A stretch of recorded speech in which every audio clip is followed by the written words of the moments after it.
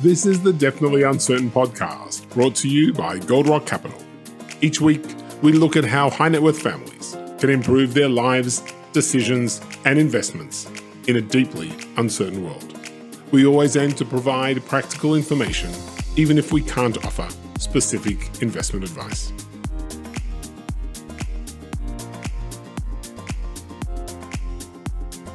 So welcome to the Definitely Uncertain podcast by Gold Rock Capital. My name is David Ram, and I'm a partner at Gold Rock Capital, a 20-year-old multifamily office servicing high net worth clients across the globe. With me today is Peter Edwards, the CEO of the Victor Smorgon Group, a large single-family office and investment company based in Melbourne, Australia. Welcome, Peter. Thanks for having me, David.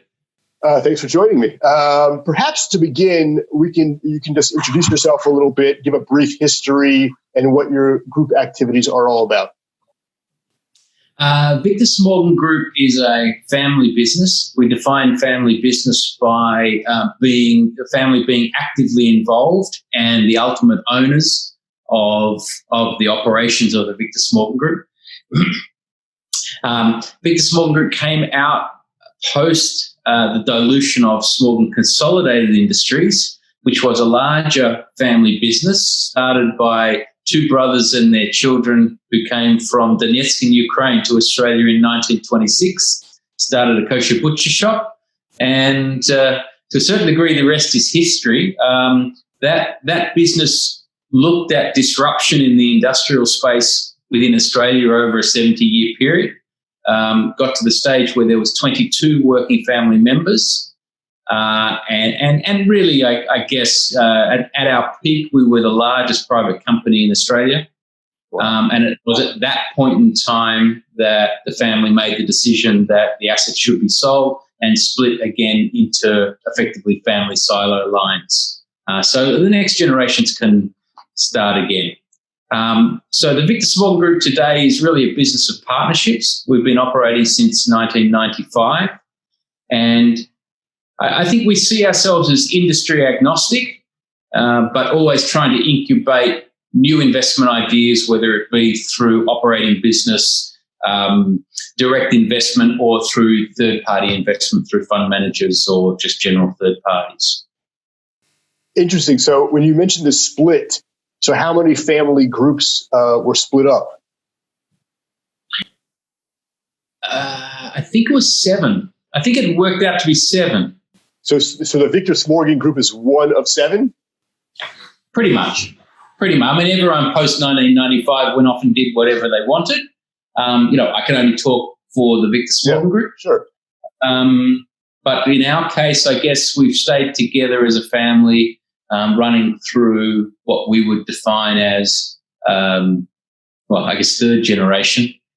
and now fourth generation from my grandparents. So how many individuals does the Victor Smorgon Group oversee in terms of assets under management? Meaning how many individuals? Is Gen 3 and Gen 4 basically? From a family? Yeah. How many? So let me rephrase your question for you. Please. How many individuals oversee the Victor Smorgon Group? We have, in essence, Victor and Lottie had 4 daughters, 15 grandchildren, 32 great-grandchildren. Okay. And you are one of the 15, is that correct? I'm number 12 of 15. Okay. So I guess my history, always loved factories. Studied welding, fitting and turning, and fluid mechanics.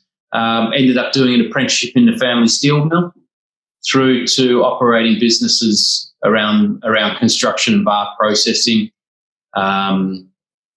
Why am I the leader? No one else got involved early. Okay. It's just been a natural progression. So it's interesting. I often talk to Chinese families and Chinese customers, and they get very perplexed as to why is number 12 in charge. Right. But really, it's traditional. Yeah, very much so. Right. Very much. Out of those 15, how many are still actively involved? So I would say to you that everyone is now actively involved, but it really comes down to the definition of what is active. What we did quite early on in the life of the Victor Smorgon Group was go back, set up a family council process and define succession planning through different aspects of control, all of these words are interchangeable: management, family, control, shareholders, stakeholders.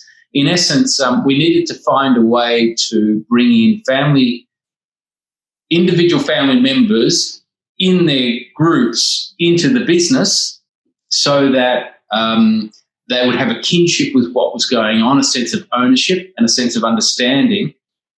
So we set up family council with the idea that family council would meet literally half an hour after the investment board meets, so they have a chance to interact on a monthly basis with those other people within the business. But then we go through and report on effectively the same thing we reported on within the business board, sometimes to a different level of complexity, but more focusing around the definition of strategy and the adherence to strategy in both asset allocation and return. A long way around, but what we try and do is then get every member of the family to sit on that family council for a minimum of 3 years. So today I can tell you that we've been through all of the second generation, we've been through all of the third generation, bar one, who just is not interested in being involved at that level, and we've taken our fourth generation family member onto that family council, which consists in essence of 9 people, myself as the CEO, 4 family silos, and 4 succession planning representatives of the heads of those 4 family silos. Wow, so you guys actually really thought about this. I was going to say, it's starting to sound like the mafia, isn't it? Yeah, exactly. Well, I think that we took the view that the more you defined, the more opportunity it gave people to think about what it is you had defined, suggest changes, and achieve buy-in to the structure. And so I guess we've been quite strong on that over many years. Be very directive. In our family, we write policies about things. Who gets to use airline miles? What happens if a family member's not in a partnership business, is not operating in the way that the general family want them to? We really would put a lot of concerted effort into defining all of those types of things, structuring policies, putting them to the family council, and getting them signed off. Because again, what I find is the biggest problem with family business is, like any business, if you're not communicating with your stakeholders, they're going to have a different opinion. They're going to be going in a different direction. Right. And so we spend a lot of time trying to ensure that everyone's going in the same direction.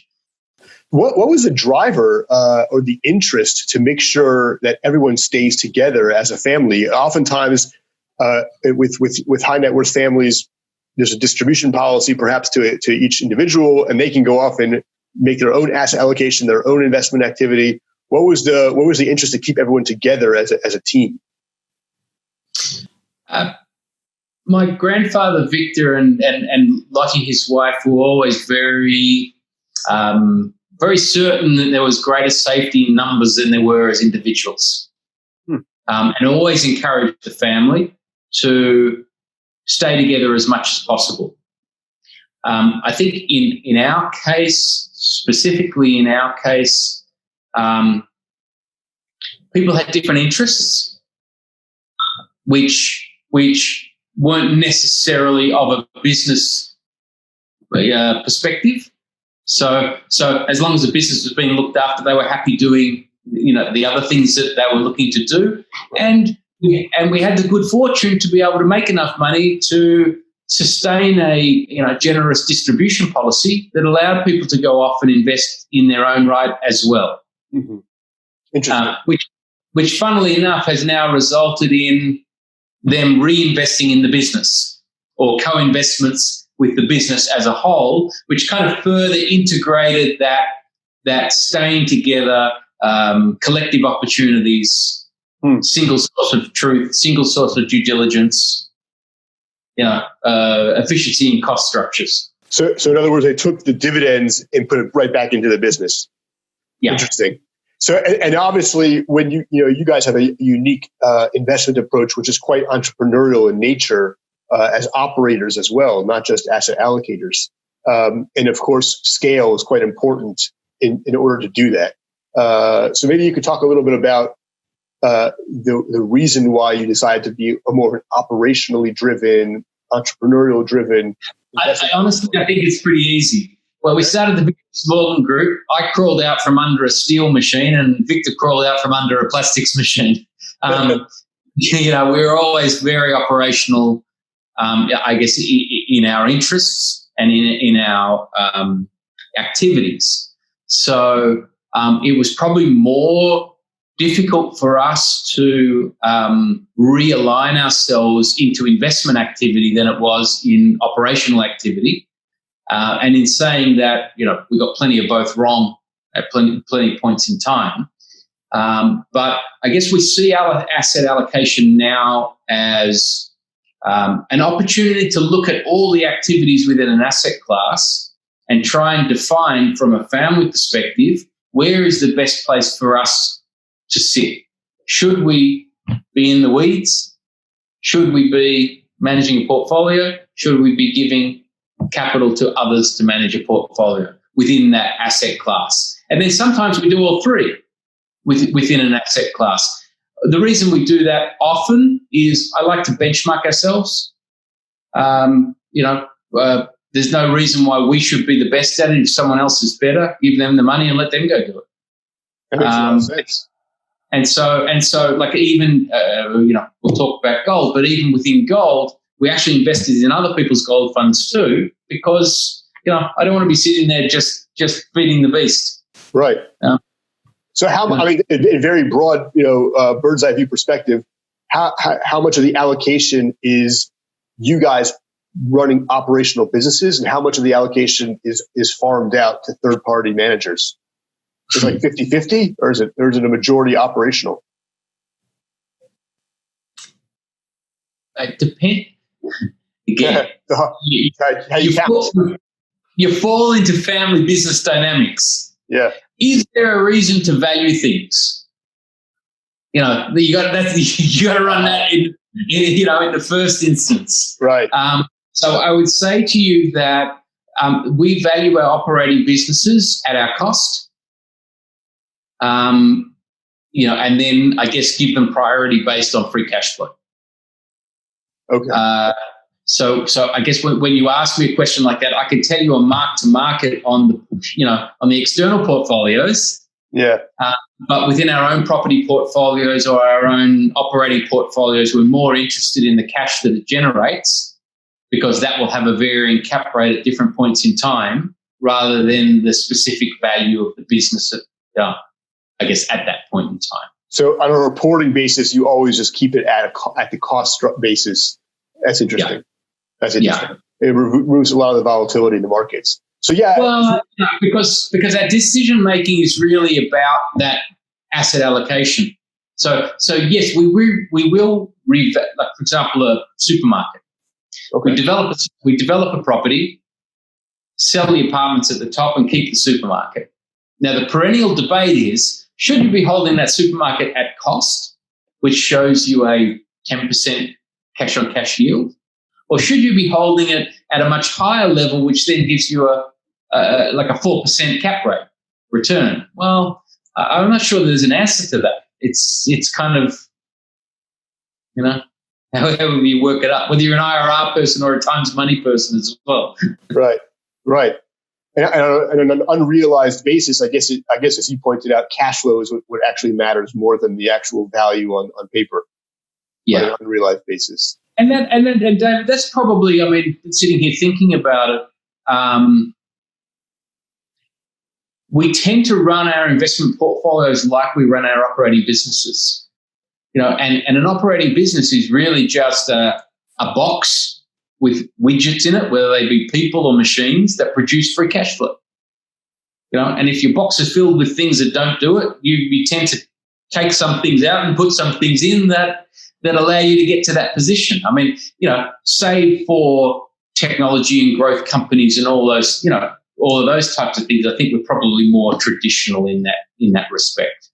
Right, exactly. Yeah, I think in Israel, a lot of the value creation over the past number of decades has been related to technology, as you pointed out, investing as well, where it's a lot less cash flow heavy and a lot more valuation heavy, where you add capital from investors, you leverage scale, and then you create capital events, which has been a lot of the wealth creation in Israel. Look, I think we just created some amazing businesses and created some amazing wealth.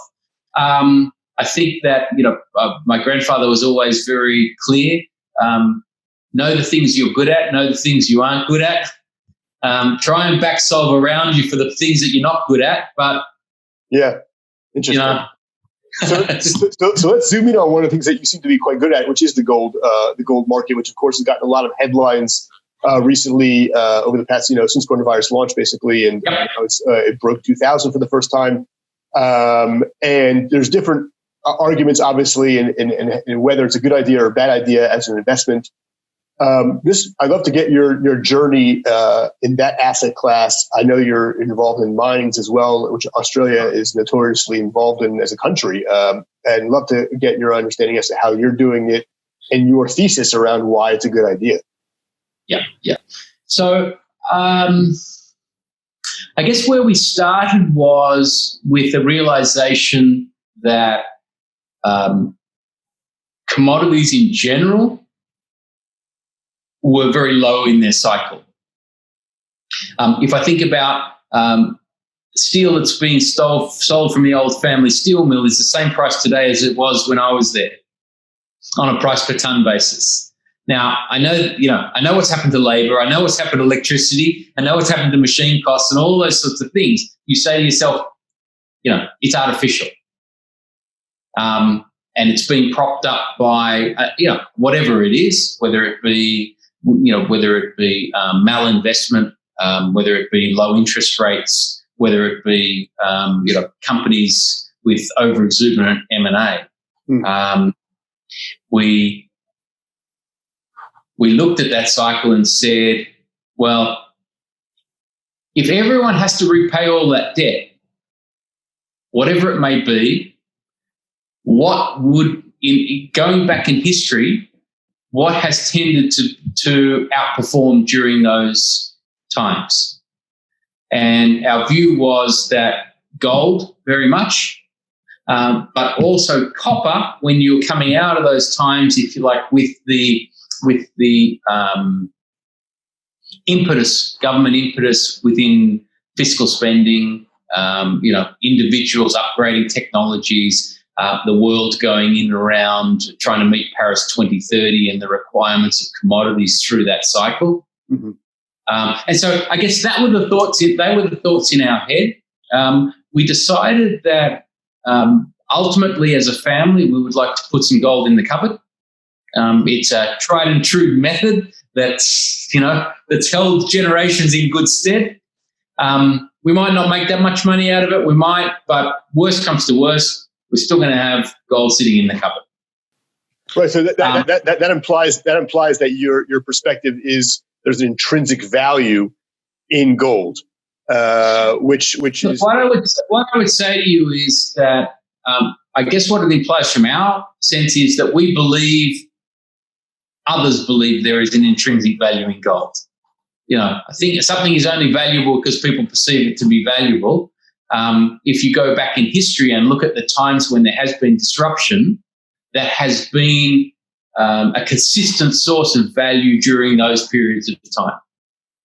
And that's really on the basis of, we thought, our thesis, not so much that the price would rise, but the buying power would be maintained or enhanced. So gold might still drop, but if the share market drops 80% and gold drops 20%, well, I'm still better off, aren't I? Right. And so that was more kind of the thesis that we were playing around. We then thought, well, if we want to be operational, we need to get involved in a management team, because we didn't have the skill sets ourselves to, really go and identify or exploit the asset. So we had the good fortune of finding a team that was starting up, and we had the opportunity to support that team. And what we did from Victor Smorgon Group was say, whatever deal you do, I want the right to put any money I want in it. So if you're going to do $1 billion deal, I want to see all the due diligence, and I'm going to put $1 in. Because I'm going to put $1 in because I just want to be part of the team. I want to spend the time learning, going through the whole process. Right. We did that for about 3 years. And then we said, okay, it's time for us to find our own individual asset. And when we looked for those individual assets, we said, it's either got to be copper or gold. What we were fortunate to find was a mine that was in care and maintenance, which in essence means that it maintains all its licenses and its operating equipment, but has no gold resource to operate with. So our risk, I guess at the time, was commodity. So in essence, commodity cycle, had sort of turned to the bottom. Gold was starting to move up, I guess, from sort of 2016. We identified this mine. What we said to ourselves was, we are buying an operating asset that has licenses to operate, both around the region but also from an environmental perspective. We perceived the value of that asset to be X, and we said, all right, we're buying it for X minus. Let's go and explore up to X expenditure. If we find what we need to find, let's keep going. If we don't, let's hold the asset. We think that other people are exploring in the area. They will perceive that value in the asset at some future point in time. Right. So, from a family perspective, all right, we invested some money. Worst comes to worst, we'll wait 3 years to get out. Right. If we don't get to where we need to get to. Fortunately, we got to where we needed to get to. Right. So we purchased that asset in December of 2017. Okay. We began our exploration program in February of 2018. By October of 2018, we had found 2 years forward, which was our aim. We then went to a number of other high net worth individuals and put a joint venture structure in place where they could also buy in and participate in the physical gold. Because that required us then to spend $10 million on refurbishing the plant. So we wanted to raise it externally and not take on additional risk from a family perspective. And then 30th of January 2019, we poured our first bar. And in essence, we've been pouring every week since. And you're putting it in the cupboard. That's the strategy, as you pointed out. You're putting it into the cupboard. Okay. In the cupboard. You and all the investors, meaning all the investor group as well. So the investors have their own choice. They can either monetize or they can put it in the cupboard. Okay. I guess from my perspective, it was useful to do it this way because, in essence, because you never sold the product, it's stock. So I have an efficient financial imperative just to store, because then I can borrow against that stored gold and more than pay for the operating requirements of the mine. Interesting. So really, it's a function of accumulation. And then we're running hedging over it, and all out of the money hedging and all those sorts of things, which say we can never get it wrong. We just might not get it so right. What are you hedging exactly? All the physical that we store. So our view is that as long as we can hedge it above the cost of production, then we're guaranteeing we're making a profit. And we don't know how much profit. Right. So we don't need the price to go up. it can stay where it is, and we've still already locked in the profit when we eventually go to sell that physical or, borrow against it and use it for cash flow. Interesting. Yeah, that's very interesting. In terms of asset allocation, was that always an important component within your asset allocation, or that was a new initiative? It's a new initiative. Okay. Yeah. We just woke up one day and said, geez, people are borrowing a lot of money. Right. They're going to have to pay back one day. Right. It would be nice to have a cupboard full of gold when that happens. Like, what are we going to do about it? Like, quite literally. Interesting. I guess in the same vein, we actually had a listing last week. So then what we look at is, all right, now we have an operating asset that's producing and doing whatever it needs to do.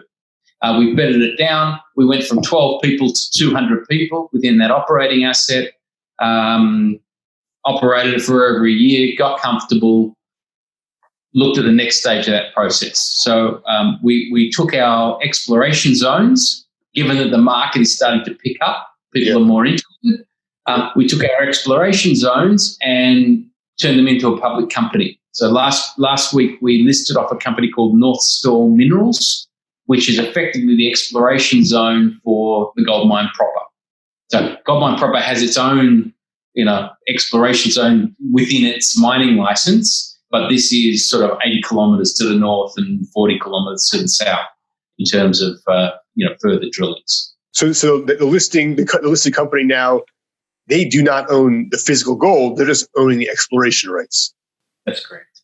Gotcha. And it's a riskier type investment, but if you look at Australia, people often say Australia has a very small venture capital market. Israel has a massive venture capital market. Australia has a very small venture capital. Australia has a very large venture capital market. It's just in mining. Right.